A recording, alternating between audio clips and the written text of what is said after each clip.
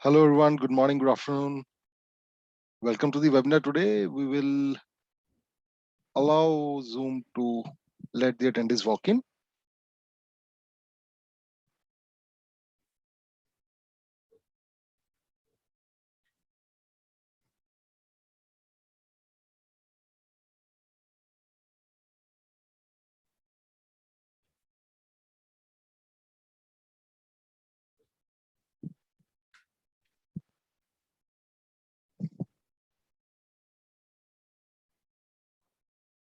Mm,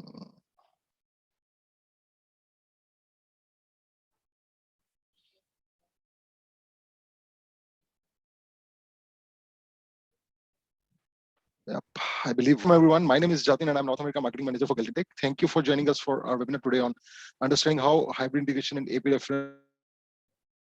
But before we get started, I need to go over a little bit of housekeeping. Should you have any questions during the presentation, please type them into the Q&A section of your control panel and we will address them at the end of the webinar. If we do not have time to respond to your questions live, we will definitely respond to them via email.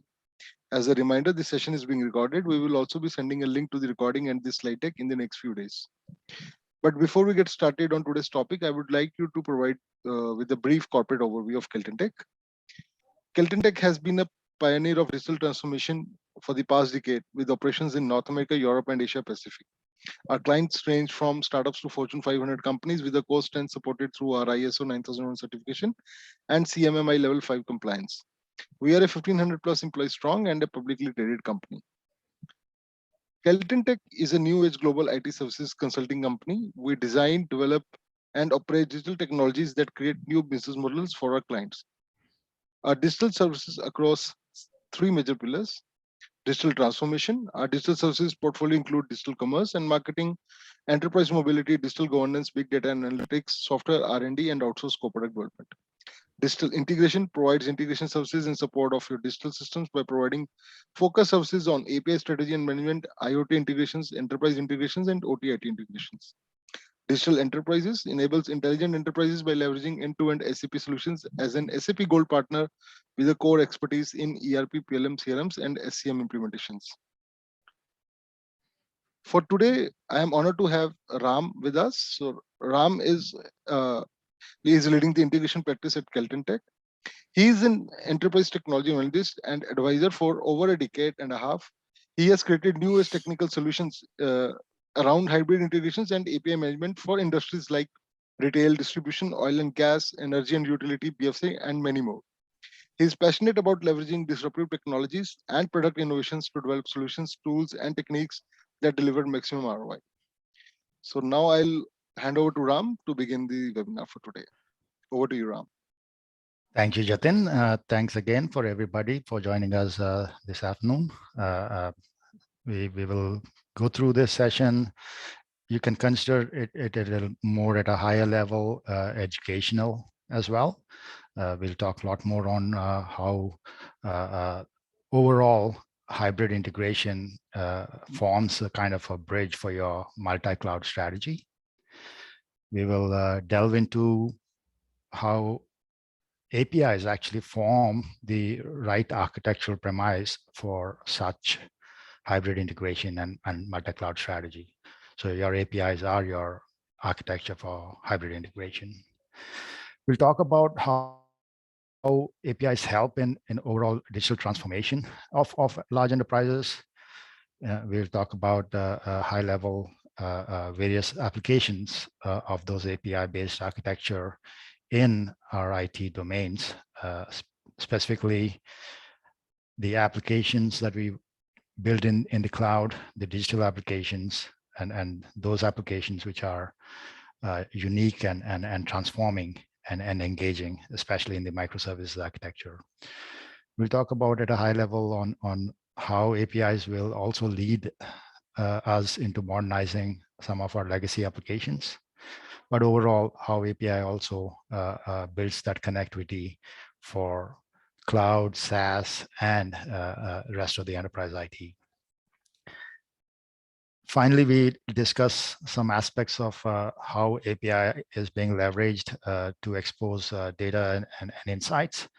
and what does it mean by data as a service architecture, and finally review some of the technology providers that are dominant in the market nowadays as well. I think to start with, definitely in this session, I will explain the strategy of hybrid integration and how the approach is being implemented by modern platforms. The basis for hybrid integration, of course, is the revolution with the cloud computing. A hybrid cloud integration is a new way to integrate. It allows you to provide captivating customer experience by connecting anything from on-premises frameworks to cloud apps, all the way to edge and IoT gadgets as well. I think to understand why we need hybrid cloud integration, you have to understand businesses must redefine their integration strategy and techniques in order to provide a liaison between the legacy systems and the cloud technologies. Especially for those large enterprises, yes, many of us are already moving into cloud, whether we are moving our applications or data or adopting SaaS. You have to understand, we are dealing with multiple clouds. So whatever hybrid integration strategy we conceive, it has to be a cohesive multi-cloud strategy.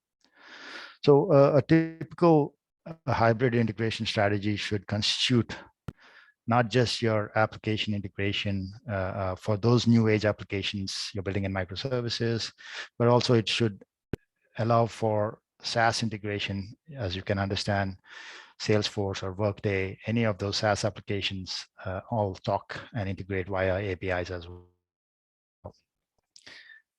We need to have a hybrid integration strategy that encompasses data integration as well as the data is being transformed and moved into cloud.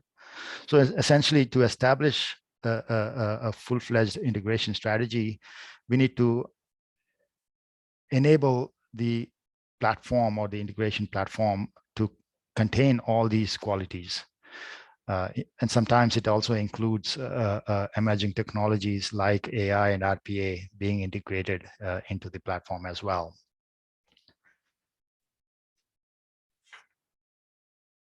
I think to talk about the specifics of hybrid integration, what are those key areas?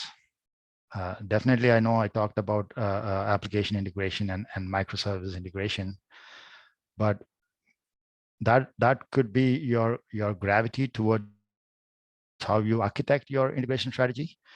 And outside of those multi-cloud application integration in microservices, there are few other areas that will dictate how you define and design your hybrid integration strategy.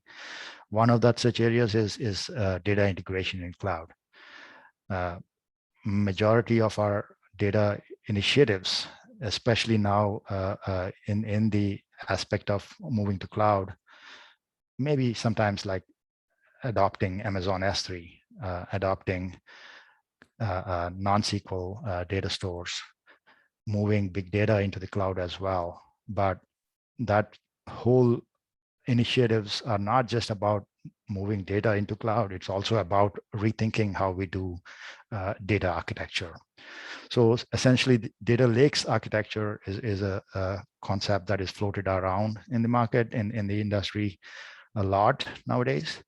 So being able to create ingestion frameworks or consumption frameworks and applying the right analytics into the data architecture is fundamental for your hybrid integration strategy. Also, yes, especially mid-sized enterprises and large enterprises, we will still live with some legacy applications. Maybe they're on-premise, maybe they are,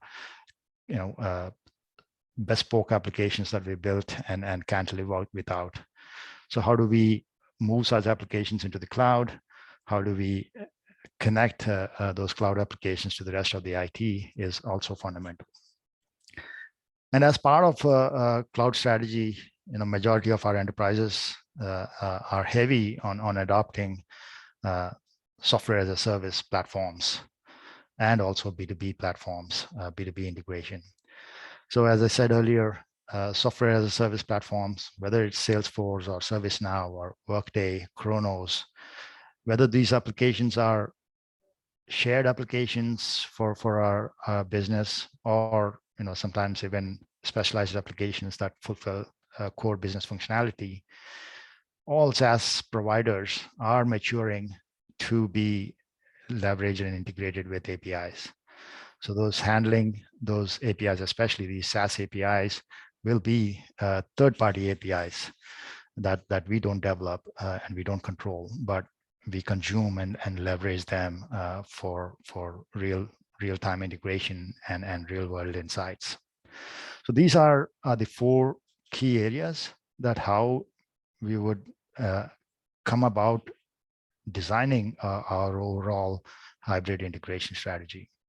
And as I said earlier, core processes of or core components of hybrid integration are truly, especially in the cloud, it's about having the right iPaaS capabilities, the integration platform as a service capabilities. But immediately after that, it is all about API and API management. So API management will become crucial for your hybrid integration strategy, and how we use APIs, not only those third-party APIs from SaaS applications, but also the internal APIs that we develop that surround microservices architecture, the APIs that we develop to bring in innovation and agility into our entire ecosystem are the basis for your hybrid integration strategy. With that said, we'd like to talk about how APIs are actually the architectural premise for your hybrid integration and hybrid integration strategy. So as you can see here, most of our digital transformation objectives, when they get driven by our business objectives and get translated into the right technology objectives, everything revolves around APIs. Whether we want to connect some mobile or web applications to their right mid-office functionality, or our data in the cloud, we would like to leverage APIs there. APIs form the basis for such agility as well. Even analytics and IoT nowadays are being engineered to apply APIs everywhere. So your business seeks to deliver the best-in-class customer experiences, or a unified experience against the data that you're consolidating into a data lake architecture, or even to allow for a seamless user experience across your mobile and web interfaces. The UI UX are also being redesigned to apply API-based integration against their mid-office functionality and data.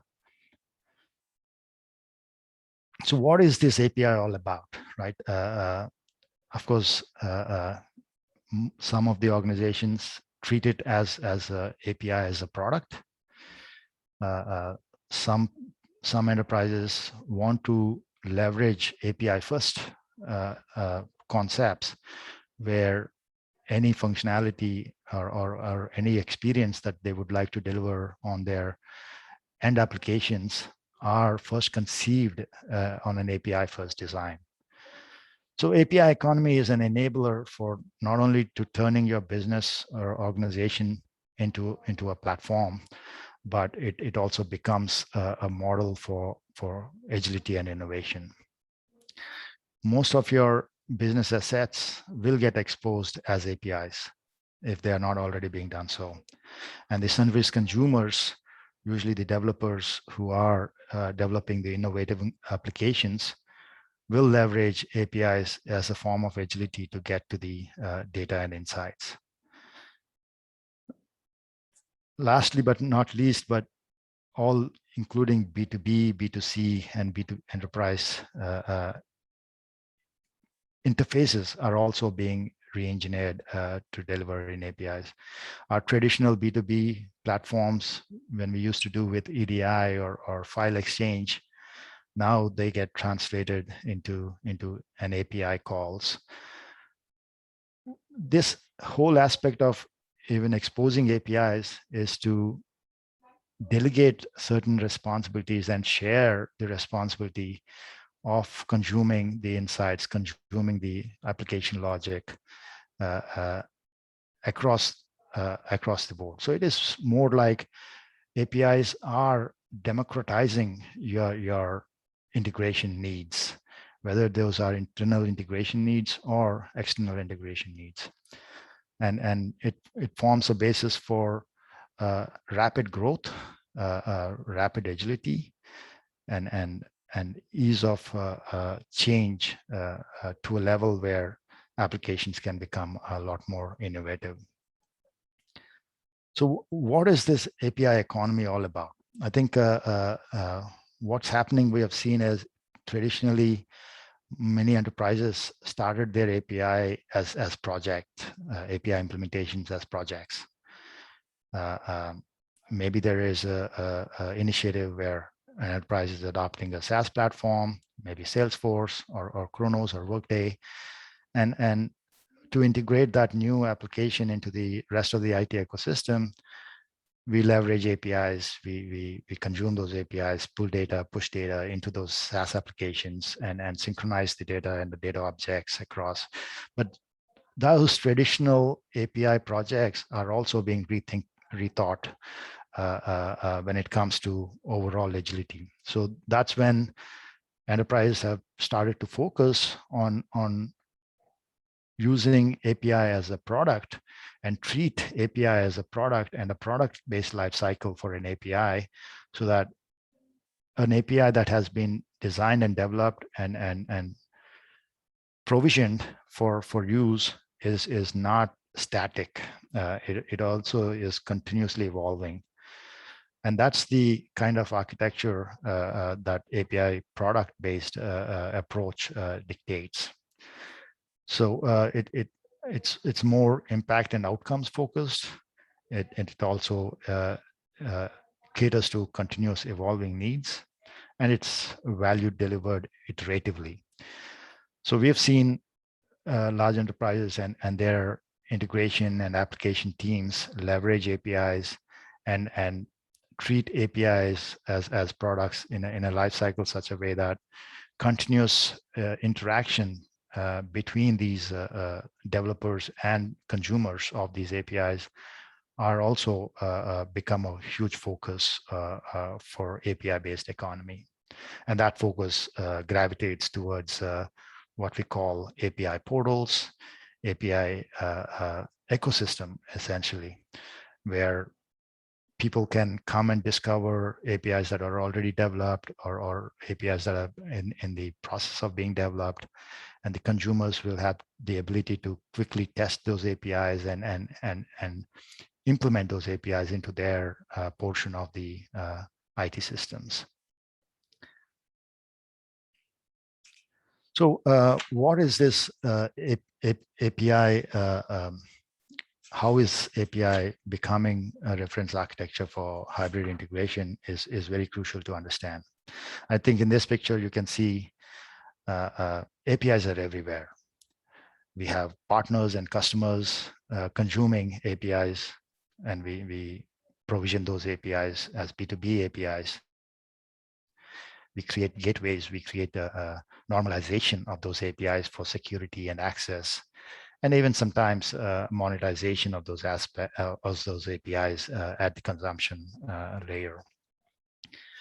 We have seen APIs becoming very predominant in all of our microservices architecture implementations, whether we are building microservices in Azure or AWS, sometimes even containerized microservices that are capable to be scaled in multi-cloud environments.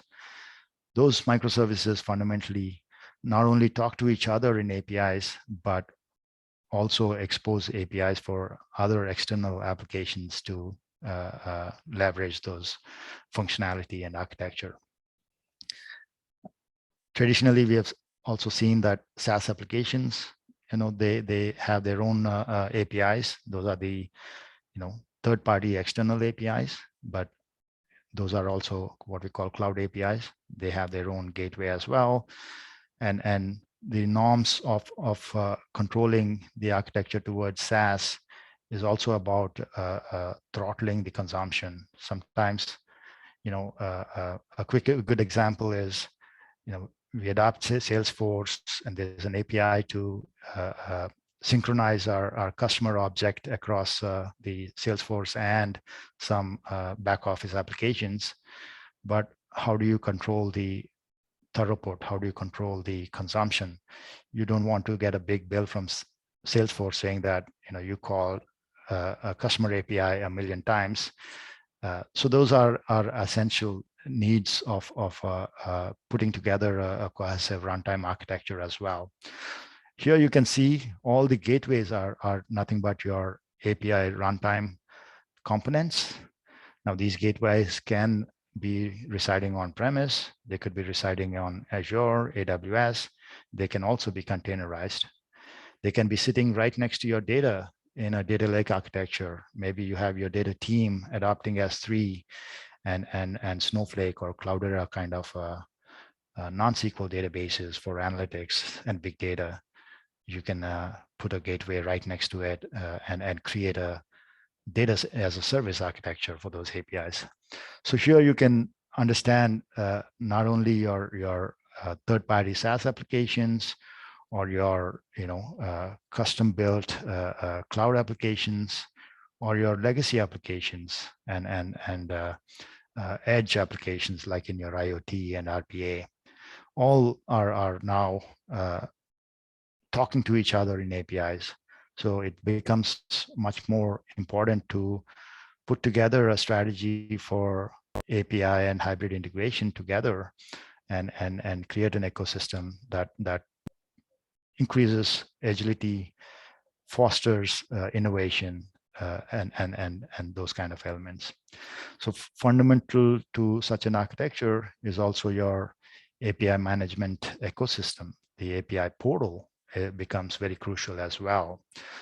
And API portal and API gateway are the fundamental components of putting together your right API-based hybrid integration architecture. So going back to our understanding of, even closer, even deeper a little bit on how this API strategy, where is it applied, is the next set of topics that we will discuss. If you can understand, the key areas I already discussed earlier, microservices in many of our enterprises, especially those enterprises which are either digitally born or those legacy enterprises that are becoming digitally focused, especially when we want to create applications in the cloud, which are our most differentiating applications. Some of our core business functionality, when we cannot buy an application in the market, like a Quartz application, maybe a Salesforce or a Workday or a Kronos, anything outside of those SaaS applications that you can buy in the market, you have to still continue to build those differentiating applications on your own. And the immediate choice for such application architecture is containerized microservices architecture that can reside in any of our favorite cloud providers. Azure is and AWS are very friendly for such elastically scalable microservices-based application architectures. In Google is also not far behind. So I don't want to talk about the differences between the monolithic architecture and the microservices architecture. I think most of us already understand the need for those microservice-based architecture. In enabling such microservices architecture, the first and fundamental approach is to create agility in all those application engineering of those microservices. And the core of such agility is API-based integration between the microservices.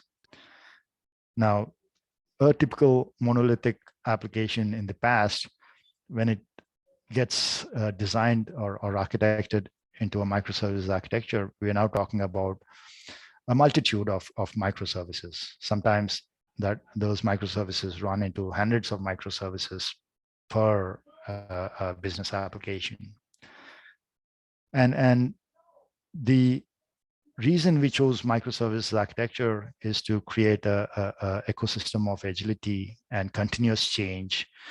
Of course, in an aspect of DevOps, where changes and improvements or enhancements and innovation go all in hand in a very fast manner.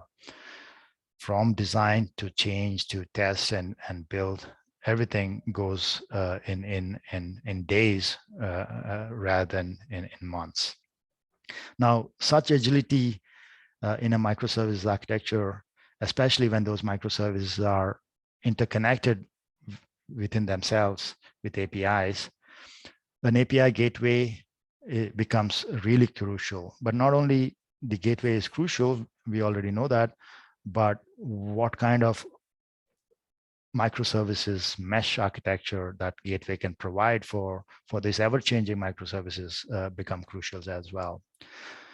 Now, some of those mesh architectures, I can say some enterprise architects would like a sidecar container architecture. That means every microservice container would have a sidecar container to it, where the APIs would run, where the APIs would be normalized in the aspect of scalability, the aspect of security, the aspect of access control, and being available in the ecosystem, in the portal for easy discoverability and things like that.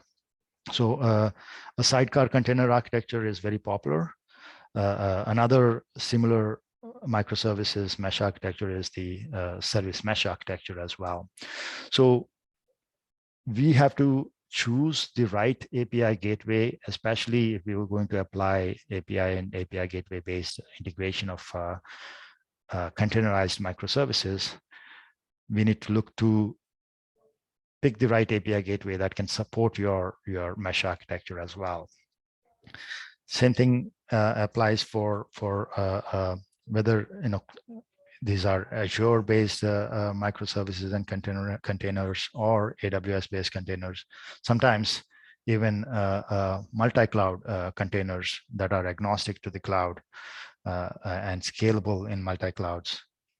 The only way you can achieve that multi-cloud architecture is to have a what you call vertically scalable API gateway architecture and mesh architecture as well. So that is the basis for APIs helping your microservices strategy to mature to the highest levels.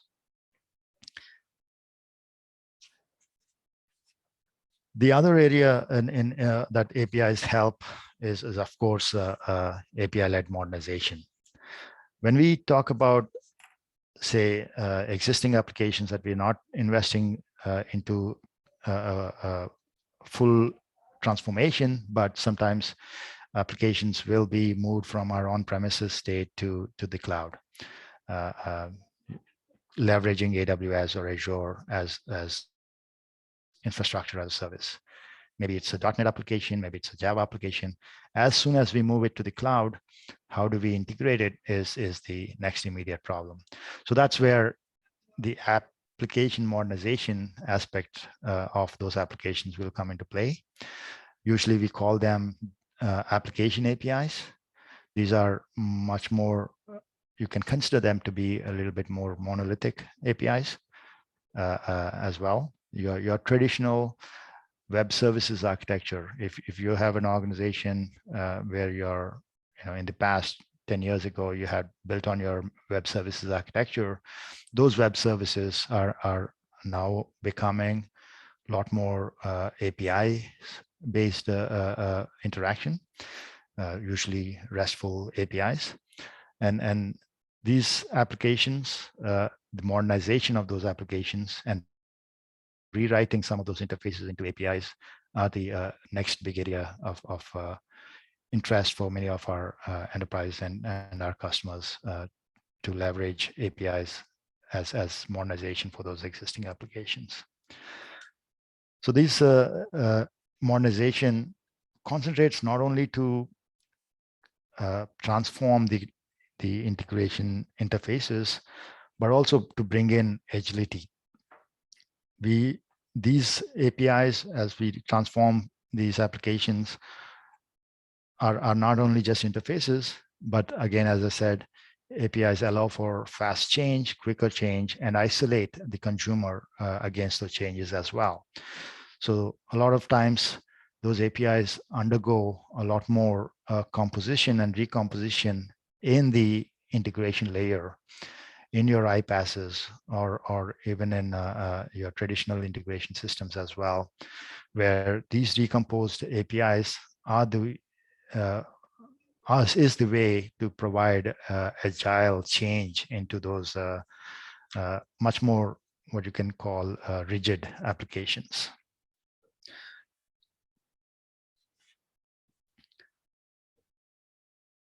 The third area that I would like to talk about in API-based architecture and strategy is to bring in an API-led connectivity architecture.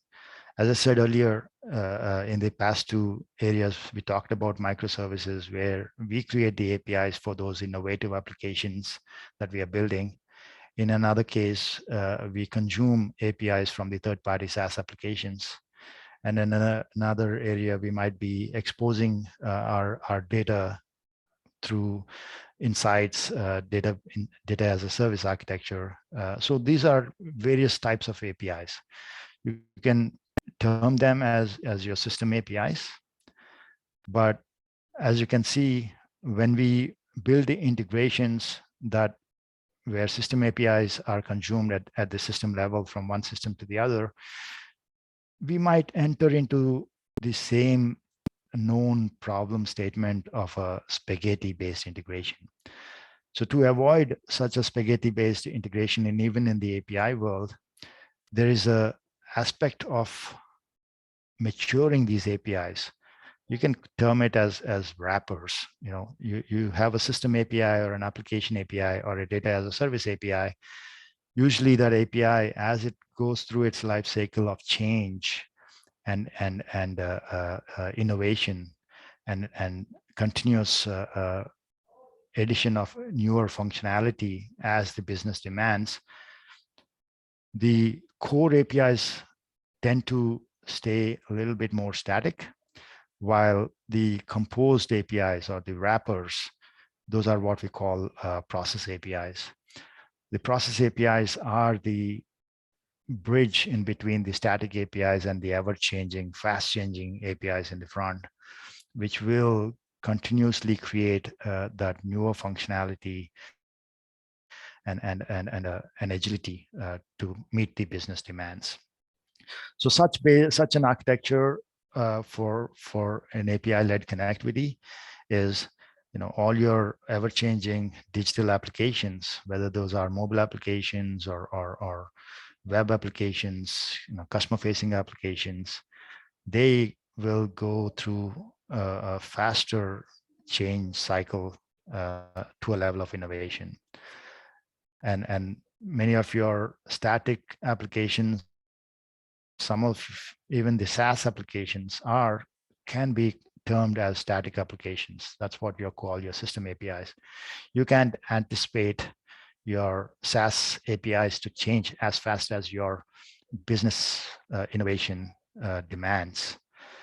Your Salesforce API that you consume, or any other SaaS API that you consume, you can't really demand a change onto Salesforce for every innovation that your business demands.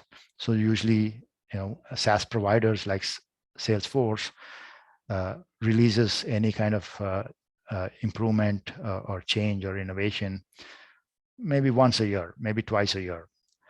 But more and more, your process APIs are the ones that will bring in the new functionality that is needed. Maybe your Salesforce API now need to be improved with additional insights from your data warehouse in the cloud. Maybe your customer experience digital system needs to call an additional API now from your warehouse management system. So that's where your process APIs become the centerpiece of continuous composition and innovation, and that innovation and the changes are isolated from your static APIs, and ever-changing business demands can be met with your experience APIs.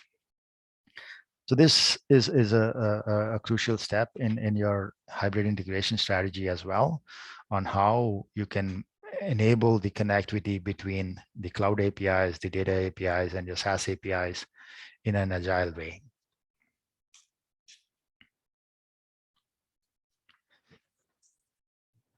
Last but not the least, API monetization, being able to expose insights to your consumers. Sometimes these consumers can be your B2B partners. Sometimes it could be your customers. But as soon as data and insights or even functionality gets exposed outside of our enterprise, APIs are the right way to do it, especially nowadays in the cloud. So the API monetization aspect is not only about exposing an interface that will provide the functionality or the data to the third party, but it is also about provisioning that API, monitoring that API, monitoring and measuring how that third party or a B2B partner consumes your API, providing analytics on the runtime of that API, for its performance, number one, for its security and scalability is number two, but also being able to reconcile that consumption by the third party and B2B in a way that you can maybe charge the customer or the third party for that API call. So an aspect of full-fledged monetization capabilities is very crucial when you have a strategy where you want to create APIs that you want to monetize. You need to understand, can your gateway and your API management platform provide a way for pricing and billing your consumer for every API call? Can you provide monthly plans for calling those APIs? Can you measure, at each individual consumer level, what kind of SLAs that you're going to provide to that consumer? Can you distinguish your consumers based on SLAs that you want to apply into your contract with your third party? Those will become crucial functionality for your API management platform, especially the gateway. Most of the time at runtime, these gateways, which are provisioning the APIs for consumption, will capture a lot of those metrics, and those metrics will feed into analytics, and those analytics will feed into and reconcile with your pricing and billing of these monetized APIs. So this is a very important topic for those enterprises which definitely would like to monetize on some of their APIs. And we'll talk about some of those platforms that are available in the market as well, which are fundamentally built on the aspects of API monetization. With that being said, I have this one last slide. I want to spend some time to expose to you some of the players in the market, all these technology providers that you see in these, the Forrester Wave on the left, and Magic Quadrant, Gartner's Magic Quadrant on the right.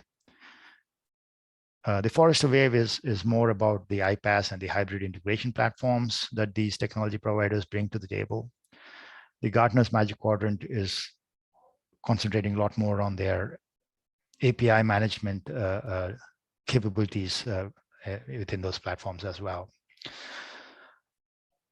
As you can see here, not everybody is in both, right? There are only few of them that do both.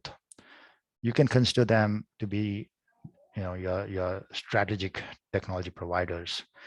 Those providers which can do both hybrid integration strategy with a strong iPaaS offering, integration platform as a service. Not only integration platform as a service, but that integration platform that is containerizable or can be anywhere. It can be on-premise, it can be in the technology provider's own cloud, choice of cloud, or in your own private cloud that you can leverage with AWS or Azure and things like that. On the other end, same thing with the API management tooling. As I said earlier, API management is all about API gateway and an API portal. API gateway is all about your runtime and ability of your runtime to be supporting a lot of your architectural choices and demands like API monetization. But also your API portal is also very crucial. That is the one which will nurture your IT ecosystem to the maturities of API-based economy that I discussed about, or API product-based lifecycle management. Those are crucial factors that we can use to make a good choice. As you can see here, Software AG is there on both of the images. MuleSoft is that similar player. Delboomi is more of an iPaaS platform. They do have an API management capability, not as strong, but they're very strong on the iPaaS and hybrid integration capabilities. On the other end, Google RPG is more of a pure play API management platform. It's one of the top, one of the best, especially in API monetization and API architectures that fall closer to microservices architecture, containerization, service mesh architecture. Those are strong points of Google RPG as well. On the other end, Jitterbit, Workato, these are some platforms that are, again, pure play iPaaS platforms. Workato comes out a lot more on the automation side as well. And of course, IBM is a big player in both areas. So this is a good slide for those of you who are in the market to consider the right technology providers. Now, again, there is no one strategy that fits all. You can choose one technology provider that can bring in all the capabilities like Software AG or IBM, or you can pick the best of the breed for each of those capabilities. You can have an iPaaS that is, for example, Delboomi, and on top of it, you can apply RPG as your API management platform. That's a good thing about this new integration strategy and architecture. Unlike 10 years ago, when we have to rely on the big integration platforms, which are typically on-premise. Nowadays, cloud-based architecture and subscription-based technologies are easy to be plug and played. That means you can pick and choose your best of breed technologies, one over the other.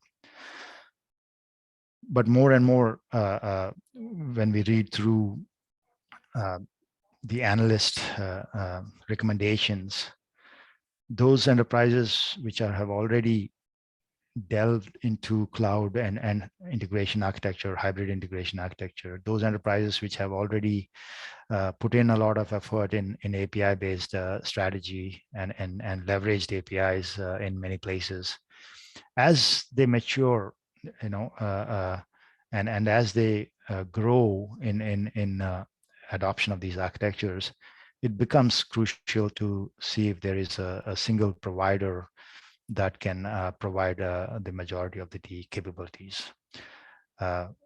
We, Kellton Tech, I represent Kellton Tech from its integration and emerging technologies practice. We are a strong partner of many of these technology providers. We have been a long-standing partner of course, Software AG and IBM. We have excellent COEs and capabilities and teams around MuleSoft, RPG, and Boomi as well. We have recently partnered with many other innovative technologies that brings these capabilities to our enterprises customers, including Workato, Jitterbit. Automation Anywhere is an RPA tool. Snowflake is your data lake architecture and a cloud data warehousing platform. So definitely would like to take up questions at this time.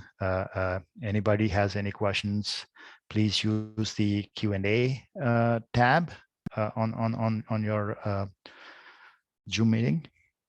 We'll be able to address them. And in case if we're not able to address any of your questions today, we have about 10 minutes. We will be glad to share this presentation with you. Maybe there will also be a recording available on our website pretty soon. And we will be able to address your questions via email as well. That we'd like to open up for question and answers. Jatin? Yep. So Ram, we have got a couple of questions here. So one is it possible to have more than one API management platform in an enterprise? It is very possible, yes. I would say at one point you will have to undergo consolidation. So for example, I've seen customers who are heavy in building microservices applications in AWS, they have built all their APIs without an API management platform per se. AWS also has its own capabilities to provision APIs in their cloud. But when it comes to, as I said earlier, the overall API strategy is not only about creating that innovative API and throwing it into the runtime environment and having it consumed. And if that API just sits there, not changing at all, getting consumed effectively, of course, for years, then we are not talking about change and innovation. So usually a good mix of capabilities for API management platform is portal is very important. The functionality that the portal contains to bring in many silos of our IT departments into a collaborative ecosystem. As I said earlier, APIs is always about democratizing the integration.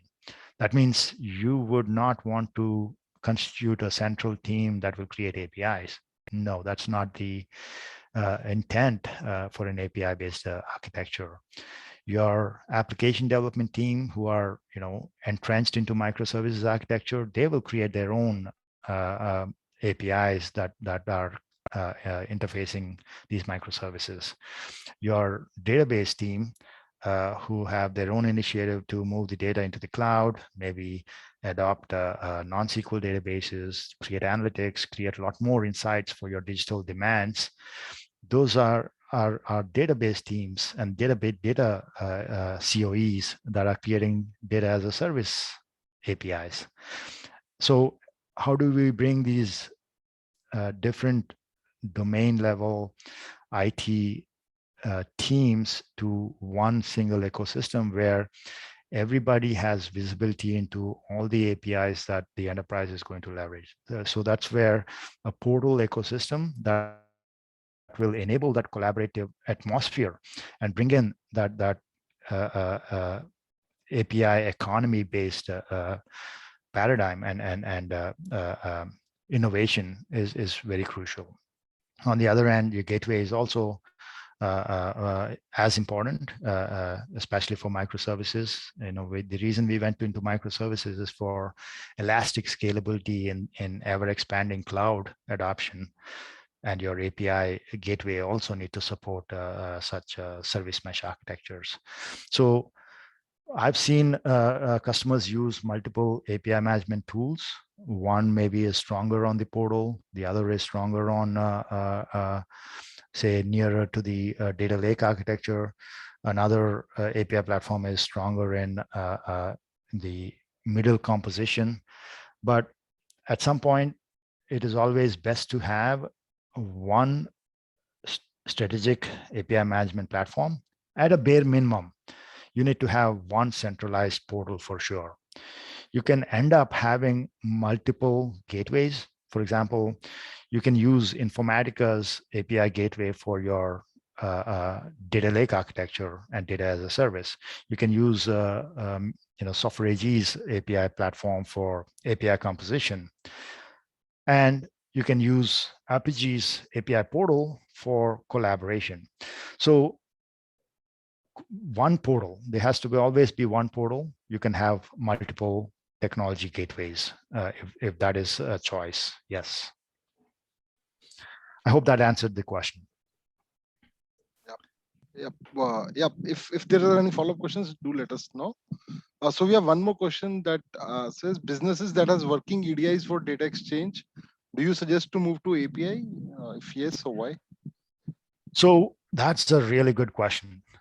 What we have seen is, yes, our traditional B2B environments, which are catering to EDI-based integration with our partners.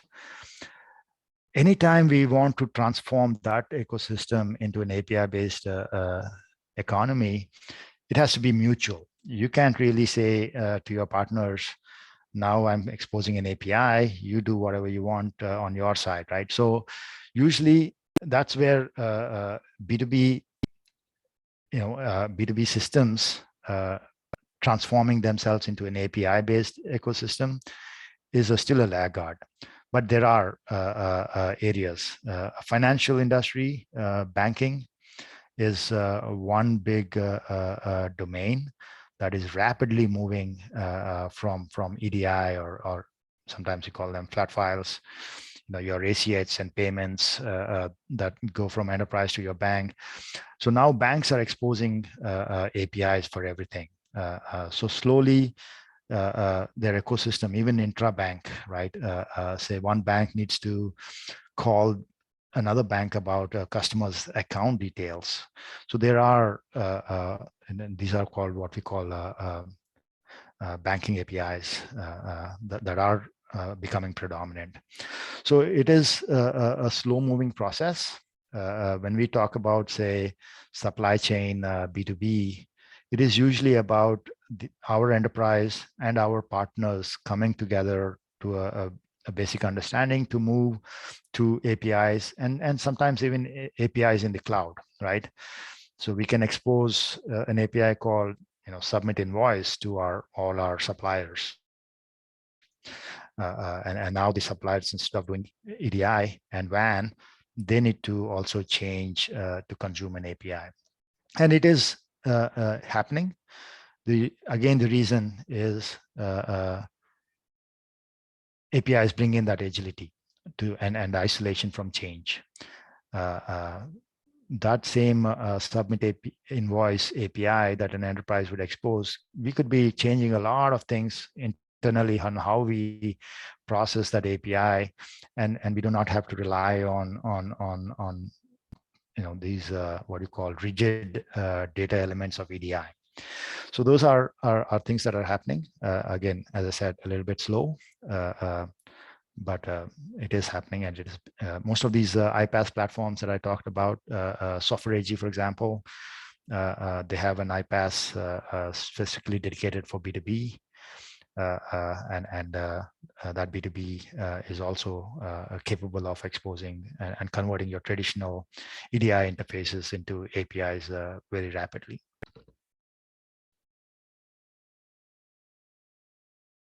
Yeah, probably we could take one more question and we'll conclude this. So the question is, are ASBs relevant in API strategy? So again, when we talk about ESBs, your enterprise service bus, we are talking traditionally about those on-premise heavy buses. Most of those ESBs that were in the market, that were in the industry, have also transformed into iPaaSes. So your ESB is no longer on-premise. Your ESB is now become an iPaaS and a subscription service.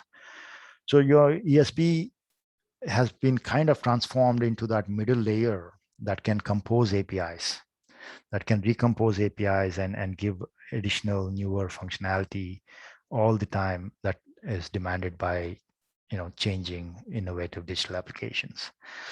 So yes, I think we can say ESB is no longer relevant as long as you are replacing that ESB with an iPaaS plus an API strategy. Yeah.